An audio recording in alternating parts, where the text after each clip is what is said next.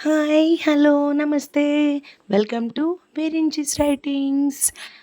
అందరూ ఎలా ఉన్నారు? ప్రేమ సంఘర్షణ ఎపిసోడ్స్ ఎలా అనిపిస్తున్నాయో కామెంట్ చేయండి. అలాగే ప్రేమ సంఘర్షణ తర్వాత ఎలాంటి స్టోరీ కావాలో కూడా నాకు కామెంట్ చేయండి. సరే, ఇంకా స్టోరీలోకి వెళ్ళిపోదామా? ఈరోజు స్టోరీ ప్రేమ సంఘర్షణ ఎపిసోడ్ 46.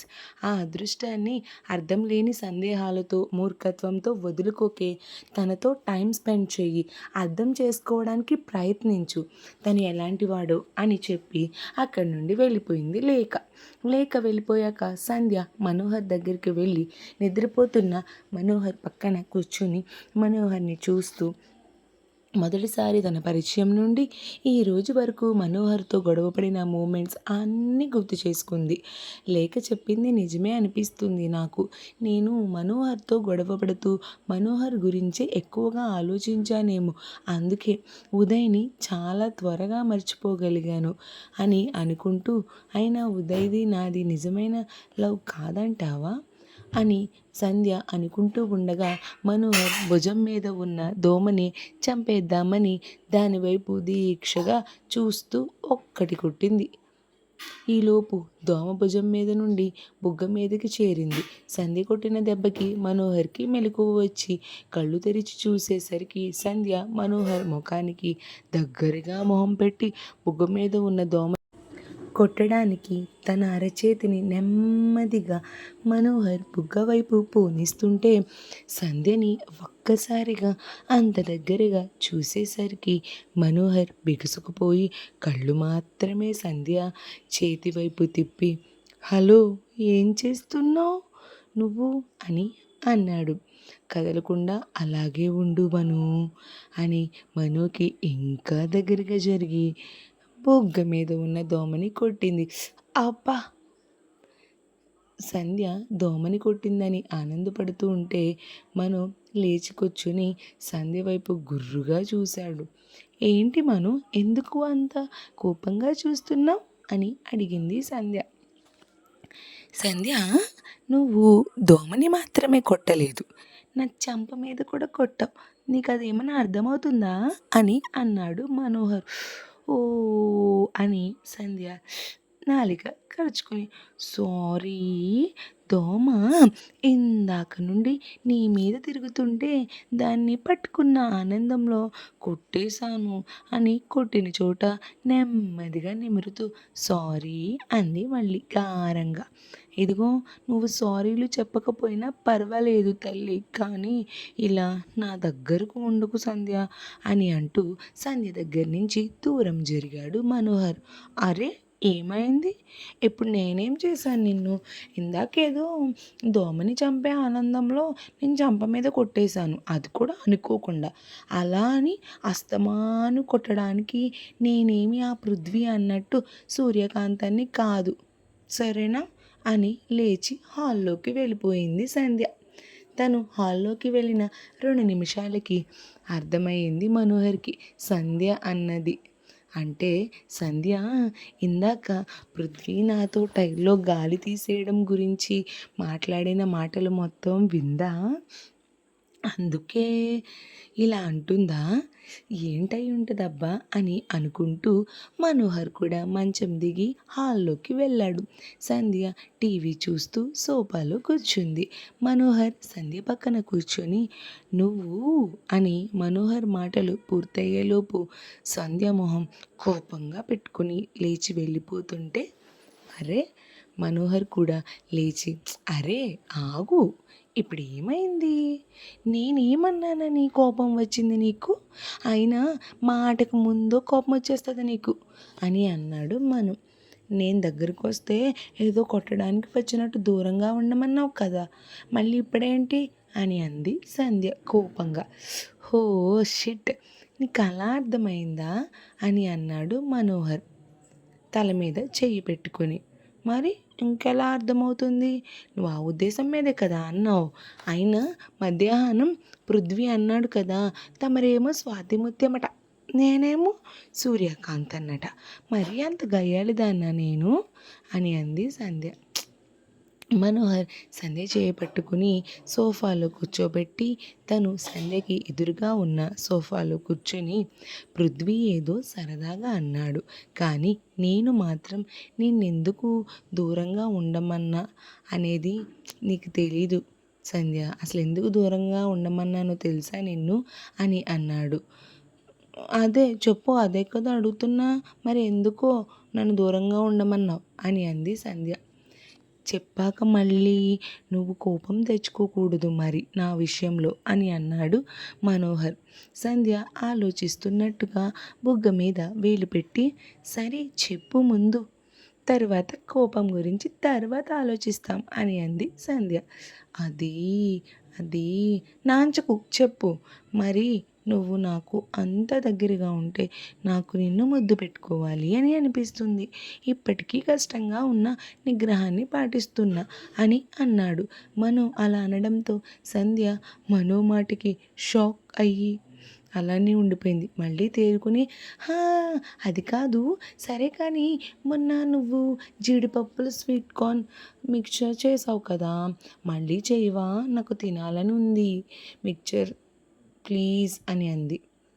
మిక్చర్ చేశాక టెర్రస్ మీదకు తీసుకొచ్చేయి అని చెప్పి సంధ్య ఏమీ ఆన్సర్ ఇవ్వకుండా టెర్రస్ మీదకి వెళ్ళింది సంధ్య. మనోహర్కి ఒక నిమిషం పాటు ఏమీ అర్థం కాలే.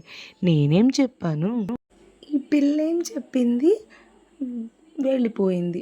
సోషల్ సబ్జెక్ట్ ఎగ్జామ్కి మ్యాథ్స్ స్లిప్ పెట్టినట్టు సంబంధం లేకుండా మాట్లాడి వెళ్ళిపోయింది ఏంటబ్బా అని తలగొక్కుంటూ అనుకుని మిక్చర్ చేయడానికి వెళ్ళాడు పాపం మనోహర్. కాసేపటికి మనోహర్ జీడిపప్పు మిక్చర్ చేసుకుని టెర్రస్ మీదకు వెళ్ళి ట్యాంక్ ఎక్కి కూర్చున్న సంధ్య పక్కన కూర్చుంటూ మిక్చర్ చేతికి అందించాడు సంధ్యకి. సంధ్య మిక్చర్ తీసుకోగానే ఒక స్పూన్ నోట్లో వేసుకోగానే, super Manu, it's yummy Manohar, super ఉంది తెలుసా, అయినా చాలా బాగా చేస్తావు మిక్చర్ అని అంది సంధ్య. థ్యాంక్స్ అని అన్నాడు మనోహర్. సంధ్య తన మనసులో, ఉదయ్ని మర్చిపోయాను కానీ నీతో లైఫ్ షేర్ చేసుకోవడానికి నాకు ఇంకొంచెం టైం కావాలి అని చెప్పాలి అని అనుకుంది. కానీ చెప్పలేకపోతుంది. మనోహర్ కూడా సంధ్యతో ఏమీ మాట్లాడాలో అర్థం కాక సంధ్యని కదపలేదు. కొన్ని నిమిషాల పాటు ఇద్దరి మధ్య మౌనం. తర్వాత కొంతసేపటికి సంధ్య ఊపిరి గట్టిగా పీల్చి, నీతో ఒక విషయం గురించి మాట్లాడాలి అని అంది సంధ్య. హా ఏంటి చెప్పు అని అన్నాడు మనోహర్. అది మరి మరి నువ్వు చెప్పినది నిజమే అని అంది సంధ్య. అవునా, నేనేం చెప్పాను ఇప్పుడు, ఇప్పుడు నేనేం మాట్లాడలేదు కదా అని అన్నాడు మనోహర్. అయ్యో ఇప్పుడంటే ఇప్పుడే కాదు, అదే ఉదయ్ గురించి అని అంది సంధ్య. నేనేం చెప్పాను దీనికి ఉదయ్ గురించి, నాకేం అర్థం కావట్లేదు, కొంపతీసి నిద్రలో ఏదైనా వాగేశానా ఏంటి, చచ్చచ్చ, అయినా నాకు నిద్రలో మాట్లాడే అలవాట్లేదు కదా, అలా అయ్యి ఉండదు. అలా అయితే కనుక ఈ పాటికి ఇది నా మీద ఉగ్రరూపం దాల్చదు కదా, దాల్చేయాలి అని మనసులో అనుకుని, నేనేం చెప్పా ఉదయ్ గురించి అని అన్నాడు మనోహర్. అయ్యో మొద్దు, నీ గుర్తుకు రాలేదా, అదే మా ఇద్దరిది లవ్ కాదు జస్ట్ అట్రాక్షనే అని అన్నావు కదా, అది నిజం. నా సిమ్ లేఖకి ఇచ్చేశాక ఉదయ్ ఒకసారి కూడా ఫోన్ కానీ మెసేజ్ కానీ చేయలేదంట. లేఖ చెప్పింది నాకు. లేఖ అడిగే వరకు కూడా నాకు అసలు ఉదయ్ గుర్తే రాలేదు మనోహర్ అని అంది సంధ్య. సంధ్య అలా మాట్లాడుతూ ఉంటే సంధ్య మాటలకి మనోహర్ మనసు ఆనందంతో లోపల ఒక విధమైన డ్యాన్స్ వేస్తూ గాల్లో తేలిపోతుంది. కానీ పైకి అదేమీ కనపడనివ్వకుండా చాలా కూల్గా ప్రశాంతంగా, నేనెప్పుడు నిజాలే చెబుతాను సంధ్య, ఫైనల్లీ నువ్వు రియలైజ్ అయ్యావు, అది నాకు చాలు సంధ్య. ఇప్పుడు నువ్వు ఉదయ్ని మర్చిపోయావు అని, నా మీద ఏదో లవ్ పెట్టుకోవాలని కాదు, ఉదయ్ని మర్చిపోయావు, అది తన మీద అట్రాక్షన్ అని నీకు అర్థమైంది కదా అని ఇప్పుడు మళ్ళీ నిన్ను ఫోర్స్ చేసేసి మన పెళ్లి బంధంలో బందీగా ఉండమని చెప్పే రైట్ కూడా నాకు లేదు సంధ్య. ఓకేనా? నీకు కావలసినంత టైం తీసుకో సంధ్య. ఈ 10 డేస్ నుండి నాతో ఎలా ఫ్రెండ్లీగా ఉన్నావో అలా ఉండు. నువ్వు ఒక ఫ్రెండ్గా నా పక్కనే ఉన్నా చాలు నాకు. అంతేగాని నేను వేరే వేరే ఏమీ ఎక్స్పెక్ట్ చేయట్లేదు సంధ్య అని అన్నాడు మనోహర్. నిజంగానా అని అడిగింది సంధ్య. అవును అని నవ్వుతూ అన్నాడు మనోహర్. నేను నీతో ఏదైతే టైం కావాలి అని చెప్పాలి అనుకున్నానో నేను అడగకుండానే నువ్వే టైం తీసుకోమన్నావు. నువ్వు నిజంగా మంచివాడువు మనోహర్. అందుకే లేక, జ్యోతి కూడా నిన్ను వదులుకోవద్దు అని అన్నారు అని తన మనసులోనే అనుకుంది సంధ్య. ఈలోపు మనోహర్, సంధ్య మీ ఊరు వెళ్దామా ఇప్పుడు అని అడిగాడు మనోహర్. అదేంటి ఇప్పుడా? ఈ టైంలో బయలుదేరితే మనం వెళ్ళేసరికి నైట్ అయిపోతుంది కదా, ఎందుకంత హడావిడి అని అంది సంధ్య. అలా ఏం కాదు సంధ్య, ఊరికే మనం కూడా మీ ఊరు చూద్దామని. ఎల్లుండి ఎలాగో 16 రోజులు పండుగ అయిపోయిన వెంటనే ఇమీడియట్గా న్యూ ప్రాజెక్ట్ స్టార్ట్ చేసేయాలి. ఇంకా మనకేమీ ఊరు చూడటానికి టైమే ఉండదు కదా, సో అందుకే అని అన్నాడు మనోహర్. నువ్వన్నది నిజమే, సరే అయితే రెడీ అవ్వు మరి అని ఈలోపు నేను లేక శశి వాళ్ళకి కూడా చెప్తాను. అందరం ఈ 2 డేస్ మీ ఊర్లోనే ఎంజాయ్ చేద్దాం అని అన్నాడు మనోహర్. మనోహర్ ఆకాష్కి ఫోన్ చేసి బషీర్ చెప్పిన విషయం చెప్పి అందరం ఒక 2 వీక్స్ రాజమండ్రిలోనే ఉంటే బెటర్. పృథ్వీ మాత్రం ఇక్కడే ఉండాలి. తనకి తోడుగా ట్రైనింగ్లో ఉన్న నా ఫ్రెండ్ ఒక పోలీస్ ఆఫీసర్ని అరేంజ్ చేస్తాను అని మొత్తం వాళ్ళు ఏదైతే ప్లాన్ వేసుకున్నారో ఆ ప్లాన్ అంతా ఆకాష్కి అర్థమయ్యేలా చెప్పాడు మనోహర్. ట్రైనింగ్లో ఉన్న అతనా అని అడిగాడు ఆకాష్.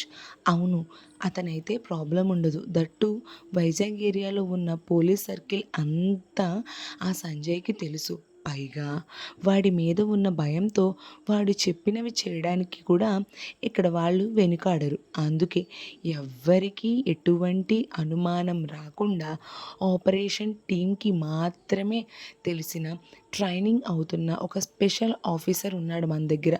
సో ఈ ఆఫీసర్కి ఈ ఆపరేషన్లో అవకాశం ఇచ్చారు మా డిపార్ట్మెంట్ వాళ్ళు.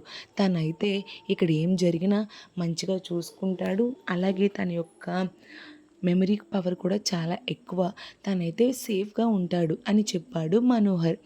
ఆకాష్ మనోహర్తో, సరే అయితే నువ్వేది చేసినా మంచిగానే చేస్తావు. మిగతా వాళ్ళందరికీ నువ్వే ఫోన్ చేసి చెప్పు. నేను మేఘాని తీసుకుని స్టార్ట్ అవుతాను అని చెప్పి ఫోన్ పెట్టేశాడు. మేఘా అంటే చెప్పు ఆకాష్ అంటే, ఫాస్ట్గా రెడీ అవ్వు, చీకటి పడేలోపు మన ఇద్దరం రాజమండ్రి వెళ్ళాలి మనం అని అంటూ బ్యాగ్ సర్దుతున్నాడు ఆకాష్.